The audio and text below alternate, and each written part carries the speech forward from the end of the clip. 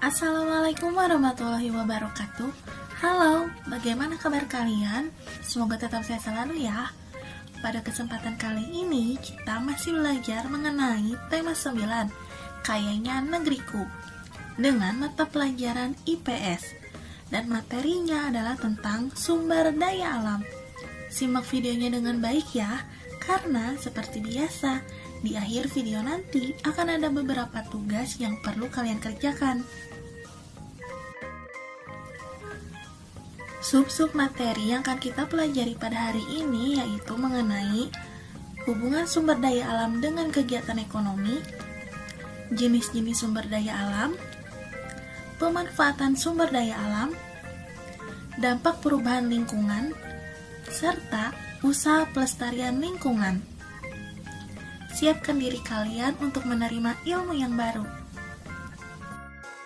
Materi pertama yaitu hubungan sumber daya alam dengan kegiatan ekonomi. Kegiatan ekonomi masyarakat sangat tergantung kepada sumber daya alam yang dimiliki daerahnya. Sebagai contoh, masyarakat di pedesaan memanfaatkan tanahnya untuk ditanami berbagai tanaman perkebunan dan juga pertanian.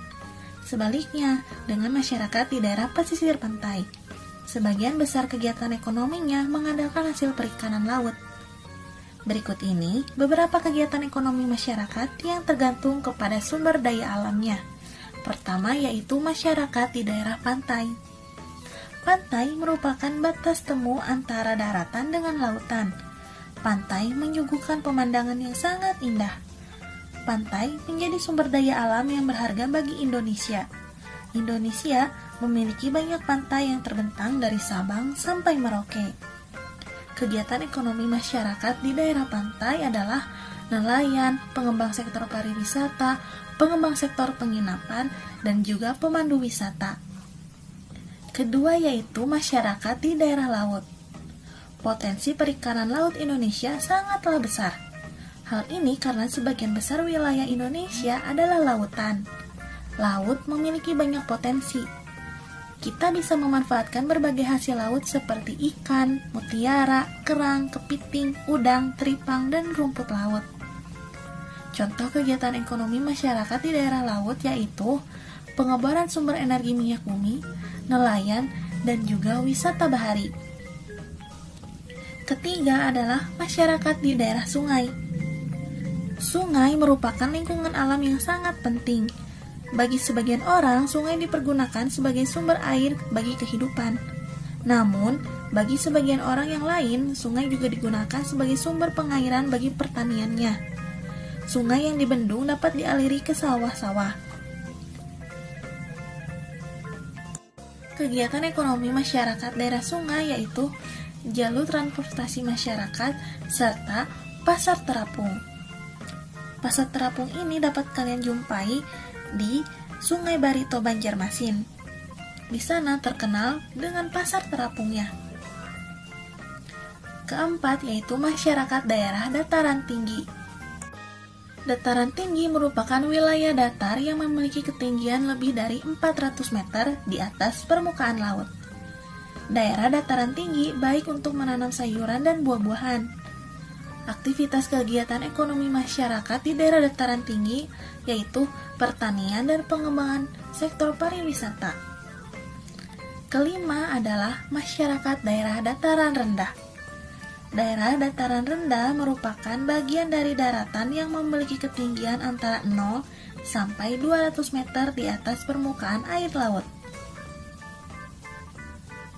Seperti dataran tinggi, daerah dataran rendah juga dimanfaatkan sebagai lahan pertanian. Kegiatan ekonomi masyarakat di daerah dataran rendah adalah lahan industri, peternakan, perumahan, dan juga pertanian. Materi yang kedua yaitu jenis-jenis sumber daya alam. Sumber daya alam dibagi menjadi dua jenis. Yang pertama adalah sumber daya alam yang dapat diperbarui. Artinya, sumber daya alam yang dapat dihasilkan kembali, meskipun kita telah menggunakannya. Contohnya adalah hasil pertanian, hasil perkebunan, hasil peternakan, dan juga hasil perikanan. Jenis yang kedua adalah sumber daya alam yang tidak dapat diperbarui. Merupakan sumber daya alam yang tidak dapat dihasilkan kembali, setelah kita menggunakannya. Contoh dari sumber daya alam yang tidak dapat diperbaharui adalah sumber daya alam bukan logam, sumber daya alam logam, dan sumber daya alam industri. Berikut ini tabel contoh-contoh jenis sumber daya alam yang tidak dapat diperbarui. Sumber daya alam bukan logam terdiri dari aspal, batu bara, minyak bumi, dan gas alam. Sedangkan sumber daya alam logam terdiri dari emas, perak, mangan, nikel, pasir besi, platina, timbal, dan timah. Dan ketiga yaitu sumber daya alam industri yang terdiri dari berlian, belerang, fosfat, gamping, batu kapur, yodium, asbes, dan gipsam. Materi ketiga yaitu pemanfaatan sumber daya alam. Kekayaan sumber daya alam dapat dimanfaatkan untuk menunjang dan mempermudah kegiatan manusia dalam rangka memenuhi kebutuhan hidupnya. Manfaat kekayaan alam bagi manusia dapat dirasakan langsung, misalnya hasil pertanian dan perkebunan. Ada juga kekayaan alam yang dimanfaatkan secara tidak langsung. Artinya, kekayaan alam tersebut harus diolah terlebih dahulu agar dapat dinikmati manfaatnya. Setiap kekayaan alam yang kita miliki mempunyai manfaat dan kegunaannya masing-masing. Berikut tabel contoh hasil sumber daya alam dan manfaatnya. Pertama yaitu hasil sumber daya alam di bidang pertanian, berupa padi yang bermanfaat sebagai makanan pokok, jagung bermanfaat sebagai makanan pokok dan makanan ternak, kacang kedelai yang bermanfaat sebagai bahan baku tahu tempe, bahan baku kecap, dan bahan baku susu, serta masih banyak lagi.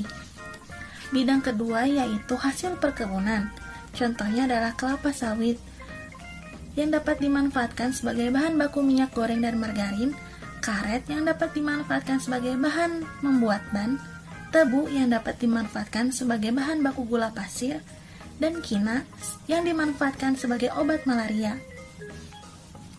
Bidang yang ketiga yaitu hasil peternakan, contohnya yaitu daging sapi dan kambing, yang bisa dimanfaatkan sebagai sumber protein hewani, daging ayam dan telur ayam yang dapat dimanfaatkan sebagai sumber protein hewani, ulat sutra yang dapat kita manfaatkan sebagai bahan baku kain sutra, lebah yang dapat dimanfaatkan sebagai madu.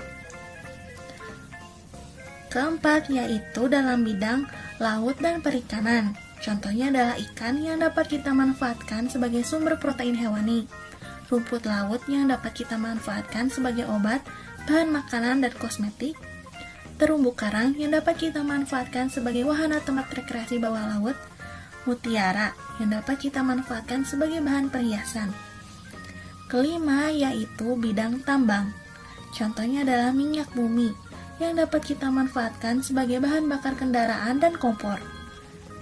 Contoh yang kedua yaitu gas alam yang dapat kita manfaatkan sebagai bahan bakar kompor gas. Selanjutnya yaitu belerang yang dapat kita manfaatkan sebagai campuran obat, grafit yang dapat kita manfaatkan sebagai bahan baku pensil. Terakhir yaitu marmer yang dapat kita manfaatkan sebagai bahan bangunan. Yang keempat yaitu dampak perubahan lingkungan. Mari kita terlebih dahulu cari tahu apa itu lingkungan. Lingkungan merupakan segala sesuatu yang ada di sekitar manusia yang memengaruhi kehidupan manusia. Berikut ini fungsi lingkungan bagi kehidupan. Pertama adalah lingkungan sebagai tempat mencari makan. Yang kedua yaitu lingkungan sebagai tempat bekerja. Dan ketiga adalah lingkungan sebagai tempat tinggal. Dalam melakukan kegiatannya, manusia memanfaatkan berbagai bagian dari lingkungan sekitar untuk memenuhi kebutuhannya, termasuk hewan dan juga tumbuhan. Namun, sungguh disayangkan, banyak dari kita yang melakukan tindakan-tindakan yang tidak bertanggung jawab dalam memanfaatkan sumber daya alam yang ada. Mereka justru merusaknya. Dampak perubahan lingkungan yang disebabkan oleh manusia terhadap keseimbangan ekosistem, yang pertama yaitu penebangan dan pembakaran hutan. Mengakibatkan populasi tumbuhan berkurang bahkan punah. Beberapa hewan kehilangan tempat tinggalnya. Dampak yang kedua yaitu penggunaan bahan-bahan kimia dan pestisida secara berlebihan. Salah satu contoh penggunaan bahan kimia adalah penggunaan deterjen sebagai bahan-bahan pembersih. Bahan ini menghasilkan busa yang dapat mencemari lingkungan. Busa deterjen akan menutupi permukaan perairan sehingga sinar matahari tidak dapat menembus perairan. Hal ini mempengaruhi daur hidup tumbuhan dan hewan air, lalu mempengaruhi proses fotosintesis tumbuhan air, serta membunuh hewan-hewan yang ada di air. Dampak ketiga yaitu eksploitasi sumber daya alam laut. Sumber daya alam laut umumnya berupa kegiatan pengobaran,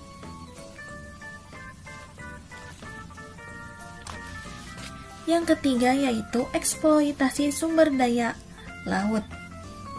Kegiatan ini dapat menyebabkan pencemaran apabila terjadi kebocoran sehingga menyebabkan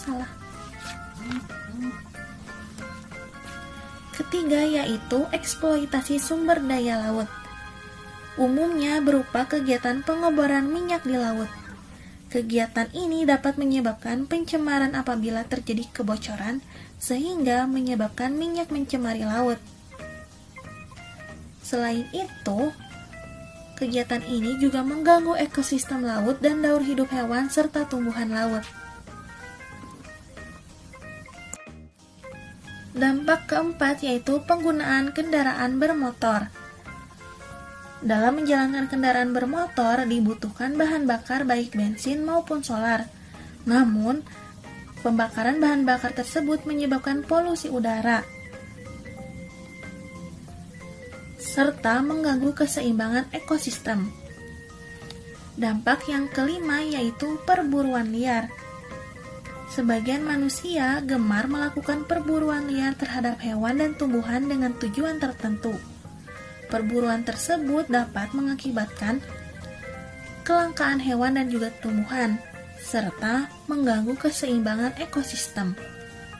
Keenam yaitu perusakan terumbu karang. Terumbu karang merupakan rumah bagi hewan-hewan laut. Warnanya yang indah membuat sebagian kalangan mengambilnya untuk dijadikan hiasan. Pengambilan ini tentu mengancam keberadaan terumbu karang. Hal ini dapat berdampak kepada ikan-ikan kehilangan tempat tinggal, serta ekosistem laut dan daur hidup hewan laut pun menjadi terganggu. Ketujuh yaitu perpindahan penduduk, yang mengakibatkan terbentuknya pemukiman yang kumuh. Materi kelima yaitu usaha pelestarian lingkungan. Pemanfaatan sumber daya alam harus dilakukan secara hati-hati dan bijaksana. Sumber daya alam yang kita miliki harus dilestarikan. Jika sumber daya alam tersebut rusak atau bahkan habis, kita akan terancam bencana.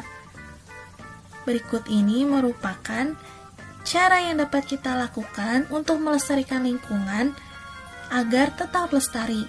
Pertama yaitu penghematan bahan bakar dan listrik. Kedua, penggunaan energi alternatif, misalnya energi matahari dan juga energi air. Ketiga, penanaman kembali hutan-hutan yang gundul atau sering kita sebut sebagai reboisasi. Keempat, melakukan pembibitan jenis tanaman unggul. Kelima, melakukan daur ulang bahan bekas, seperti penggunaan plastik yang dapat kita daur ulang. Keenam, tidak membuang sampah atau limbah ke wilayah perairan, baik sungai, danau, maupun laut. Ketujuh, tidak menebang hutan secara sembarangan. Kita harus melakukan tebang pilih. Tebanglah pohon yang memiliki umur atau usia yang lebih tua. Kedelapan, tidak menangkap ikan dengan menggunakan racun, listrik, dan bahan peledak.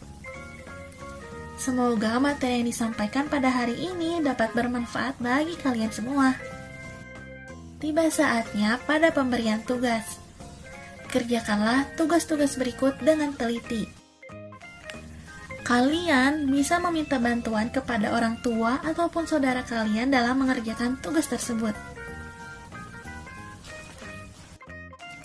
Sekian materi yang disampaikan pada hari ini. Mohon maaf bila ada kesalahan ataupun kekeliruan dalam menyampaikan materi. Terima kasih. Wassalamualaikum warahmatullahi wabarakatuh.